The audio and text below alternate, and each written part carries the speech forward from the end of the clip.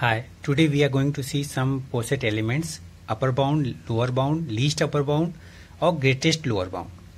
तो अगर कोई आपको हैश डायग्राम दिया हुआ है, ये D30 POSIT का हैश डायग्राम है, मतलब जो 30 के डिवीजर्स हैं उसका हैश डायग्राम है, और हमें फाइंड करना है upper bound, lower least upper bound और ग्रेटेस्ट लोअर बाउंड.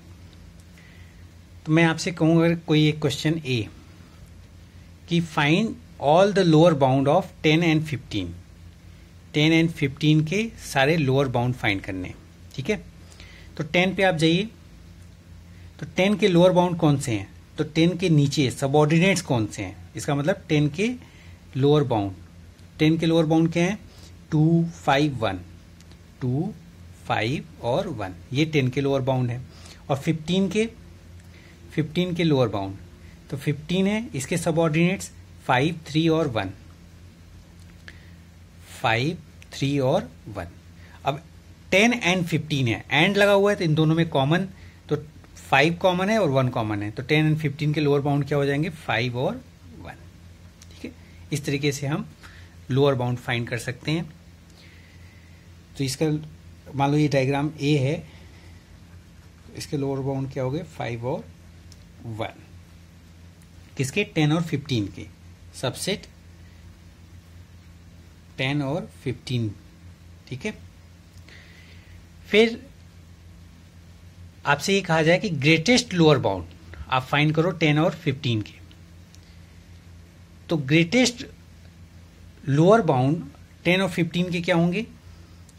10 और 15 के ग्रेटेस्ट लोअर बाउंड, तो इनके जो 5 और 1 इन दोनों में कॉमन है, तो इसमें ग्रेटेस्ट कौन है 5 और 1 में? 5. तो ग्रेटेस्ट लोअर बाउंड क्या हो जाएगा? 5.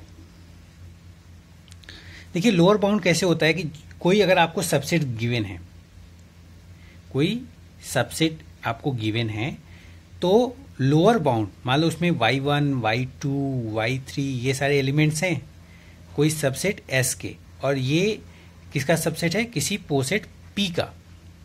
तो इसका लोअर बाउंड क्या होगा? इसके नीचे होगा, और वो इन सबसे कॉमन होगा. ठीक है, सबसे एलिमेंट से कॉमन होना चाहिए. मान लो ये x है, तो x इन सबसे कॉमन मतलब सबसे कनेक्टेड होना चाहिए, सबके साथ एजेस होने चाहिए, और वो सबऑर्डिनेट्स होना चाहिए. जैसे 5 और 1, 10 और 15 दोनों से कनेक्टेड हैं. 5 भी और 1, क्योंकि 1 जो है 5 का सबऑर्डिनेट है, तो इसलिए 1 भी इनडायरेक्टली 10 और 15 से कनेक्टेड है. तो हम कहे 5, 1 लोअर बाउंड है.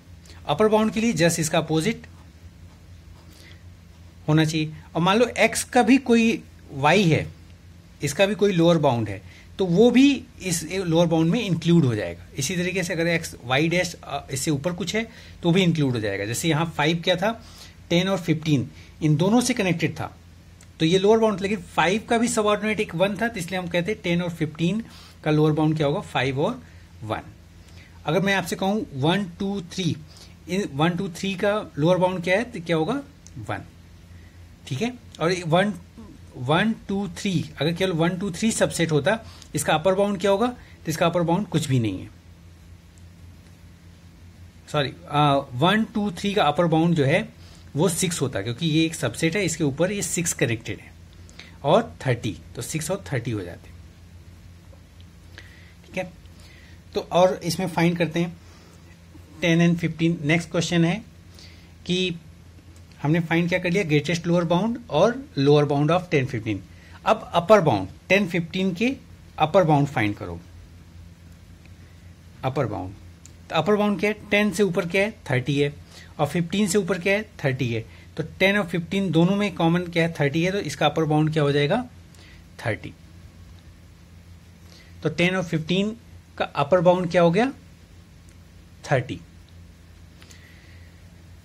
फिर आपसे एक क्वेश्चन पूछते हैं कि find the greatest element of D30. जो आपका ये डिवीजर 30 है, इसका ग्रेटेस्ट एलिमेंट क्या है? तो कोई एक ही ग्रेटेस्ट एलिमेंट होगा, और आपको लीस्ट एलिमेंट भी फाइंड करना है. तो ग्रेटेस्ट एलिमेंट ये आपका ग्रेटेस्ट एलिमेंट होगा, वो भी एक एलिमेंट का पार्ट होता है प्रोसेट का ग्रेटेस्ट. और ये क्या होगा? Least element. तो 10, 15 का अपर बाउंड 30 था, और क्योंकि एक ही अपर बाउंड है तो लीस्ट अपर बाउंड भी 30 होगा, 10 एंड 15 का। ठीक है, तो इस तरीके से आप फाइंड कर सकते हैं। अगर आपको एक सबसेट दिया है तो उस सबसेट से कॉमन कनेक्टेड कौन सा एलिमेंट जो उससे ऊपर है वो होगा अपर बाउंड, और उनसे सबऑर्डिनेट्स कॉमन कोई वो होगा लोअर बाउंड। अगर वो उनसे ऊपर भी कोई कनेक्टेड है तो वो उसके अपर बाउंड के पार्ट्स होंगे। ठीक है, थैंक यू।